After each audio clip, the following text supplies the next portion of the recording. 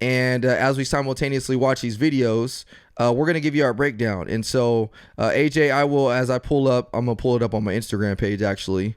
As I know you sent it to me. I will let you go ahead and start the first breakdown of the needed or not needed segment. Cool. All right. So this video, I think, took place in Los Angeles somewhere. Actually, it was Southern California or Southern LA, I want to say. And what Coast? it was is see, y'all wilding out here, man. It's like something to be proud about. This video crazy, no, man. it's not. No, it's not. You're right about that. Yeah, this video is nuts. So basically, some officers that are tasked with apprehending like gang members, active gang members, notice a 7 Series BMW roll a stop sign. They try to pull it over. The car flees. They finally parks. The driver gets out, takes off running. So the officer gets out of his car and pursues him on foot. And the foot pursuit goes through some projects. And there's a guy sitting on a park bench in the middle of these projects. And he sees the suspect run past. And the guy on the park bench stands up, sees the officer coming at him, pulls a gun out, and shoots the officer at point blank range. Now, the officer did an amazing job because he was struck with the first round. He immediately returned fire and was able to apprehend the second now suspect, or the person who shot him. And then he ended up collapsing. Like, the body camera footage is just insane. And shout out to the other officers who responded, because once the officer who was wounded fell out, you could hear them saying like, "Hey, get me a tourniquet, use your belt." So they could have saved his life. I don't know what the severity of his injuries were. I know he got shot in the leg and that he was transported in stable condition. But that could be due to the officer's actions as far as applying a tourniquet. But it's just concerning for me that we live in a society where someone completely unrelated to the run that officer is on can pull out a gun and shoot him for absolutely no reason whatsoever. Wow. Absolutely no reason. Mm-hmm. He wasn't even coming after this guy. The officer would have ran right past him. But this guy, for some reason, had it in his heart, I'm going to kill this officer. Mm-hmm. Which is crazy.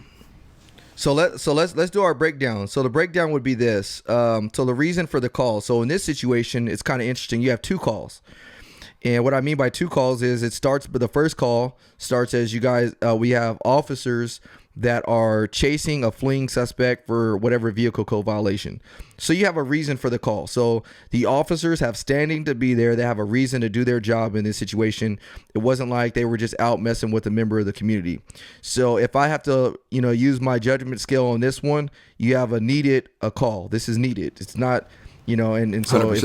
if we have to vote, this is needed. 100%.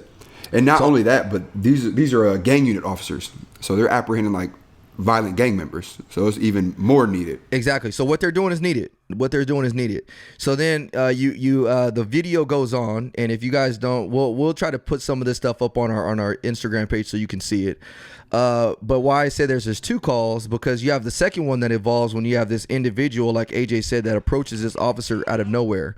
So now you have somebody that's actually posing a threat to officers as they're pursuing the first suspect. Now, one thing is interesting, and I don't know if you mentioned this already, AJ, but when you watch the video, you have the suspect come out of nowhere, and he actually looks like he's going for the first officer first. Did you catch that? Yeah. So I did. Let me watch it. Yeah. So watch it again.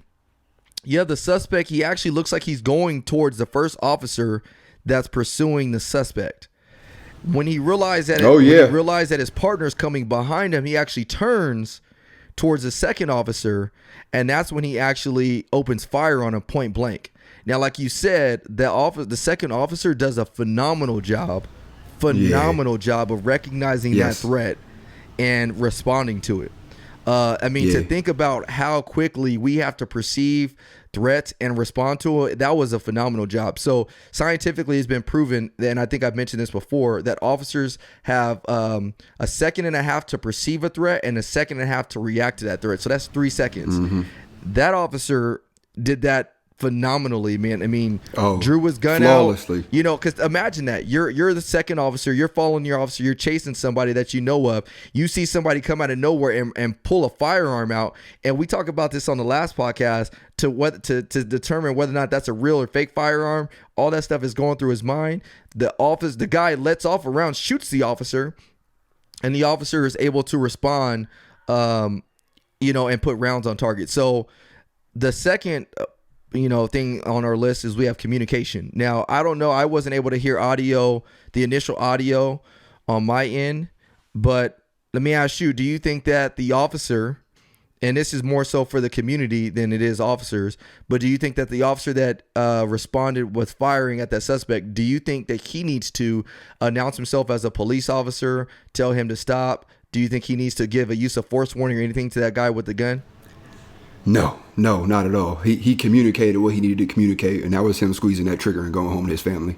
Exactly. That was his communication. There comes a time where your actions will have reactions, and that was exactly that. Like you pull a gun out, there's no more talking.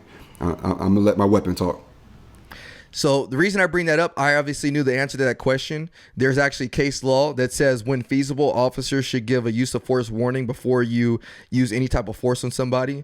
So for example, if I was getting into it with AJ and AJ was acting a fool because I just danced better than him and he started tripping on me, what? Then, if I can, as the officer, if I have enough time to say, hey, stop resisting or force will be used against you, then I should be able to do that. But if AJ is just tripping because I really dance really better than him and he ends up pulling the gun and I don't have enough time to react to that gun, I don't need to tell AJ to stop. I can actually use the force. And so in this situation, the communication was not needed. Communication to that suspect was not needed. The threat in and of itself, him squeezing that trigger, him pulling shots, that was not needed. So great job by the officer responding to the threat and doing his thing. Tactically, I mean, what would you say on from his a tactical standpoint? What do you think that officer's do you think his actions were tactically sound, AJ? I think he needs to be interviewed on CNN and Fox and all of that, and teach us how to be who he is, because his tactics were spot on. I mean, for you to be actively pursuing somebody and 100% of your attention is on that person, and for somebody to come out of nowhere, for him to realize the threat, see the gun, and then to react, I mean, flawless. If you listen to this, you are an animal, and I would love to shake your hand one day. Yep. Think about playing like a game of tag, and you're running around the house, just pursuing your brother or sister, whatever it may be, and somebody comes out of nowhere. You kind of get startled. You kind of freeze up. You know what I mean? You scare. Oh, yeah. We do it all the time in my house. Me and my wife, we all scare each other. We'll hide behind walls. My kids even do it now. My son did the other day. I was walking out the door. He just pops out of nowhere, tries to scare me. Like, did I get you, Dad? And every now and then they'll get me. You'll freeze up. And so that's almost like this in a situation, in the sense that the officer had no idea what was around that corner. And this officer came out and just, responded to that threat. So, I would say that this officer's tactics were phenomenal. Definitely needed. Yeah. Yep, definitely 100%. needed in this situation. And so let's discuss the end result. So the end result, thank God the officer did not die. And the unfortunately, I think the suspect did succumb to his wounds, right? The suspect ends up dying? No, he's alive. No, he's alive, and he's charged with attempted murder. And he's on like a $2 million bond or something like that. $2 or $3 million bond. Wow. So let's discuss something with this video. So do you believe that the civilians' actions were needed or not needed when it comes to bridging that gap between law enforcement and the community? To say that it's not needed would be an understatement. I mean, that is so far-fetched. I mean, as soon as I seen it, like, I had to send it to you, like, bro, like, you're not gonna believe this. Like, this is the world we live in. Like, this is crazy. It immediately made me think. I was chasing a car one day, or no, I wasn't chasing a car. I was responding to a burglary alarm or a robbery or something like that. I'm running lights and sirens, and I'm driving through these alleys, and these kids see the cruiser coming, and they thought it'd be funny to push a cart, like a shopping cart, in the street to like try to stop me. And I had to like react, right? So I'm like, okay, like, do I jump a curb and risk crashing or hitting one of these kids? Or do I use this push bumper? And I used that push bumper and that cart went flying. And it's just like, that didn't like blow me away. Like, I told everybody afterwards, like, man, like, these kids pushed the cart in front of the cruiser and then they ran off, right? Like, they were trying to stop me from getting to the run, or maybe they just wanted to be jerks. But this is like so much more like the next level. Like, this is just crazy. Not needed at all. So the reason I ask that question is because I think a lot of times people believe that the actions of the police officer, it lies solely with the officers, that it's our responsibility to improve the relationship between law enforcement and the community. And I think that's false. I think that that responsibility lies on everybody. You cannot just have police officers that are trying to bridge the gap between law enforcement and the community. It also takes the effort of the community, because when you have guys like this that come out of nowhere and try to shoot a responding officer that's going to help his partner out, how do you think that makes police officers feel the next time we go on a call to help somebody? That's going to make us feel like we can't trust anybody, because one minute we're trying to handle something and the next minute I have some random person that's coming out of the woodwork to shoot me. And so I think it's the responsibility of not just police to try to bridge the gap between law enforcement and the community, but it also falls on the community to try to bridge that gap between law enforcement and the community. So this community, citizens' actions of shooting that officer was definitely not needed.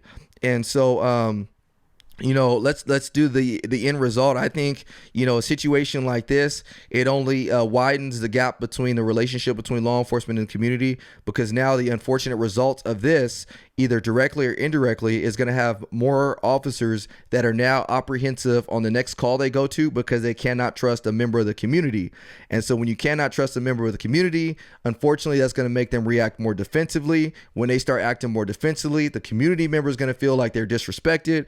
And then now you have a vicious cycle that continues to perpetuate this negative interaction between law enforcement and community. So, whole situation definitely not needed, but very impressive by that police officer to respond the way he did, man. Shout out to him. Kudos to him. And yeah, if you are listening to this, if you know somebody that knows this guy, give him our kudos, man, because I'm definitely honored to say, hey, man, you did a righteous job as an officer in this situation.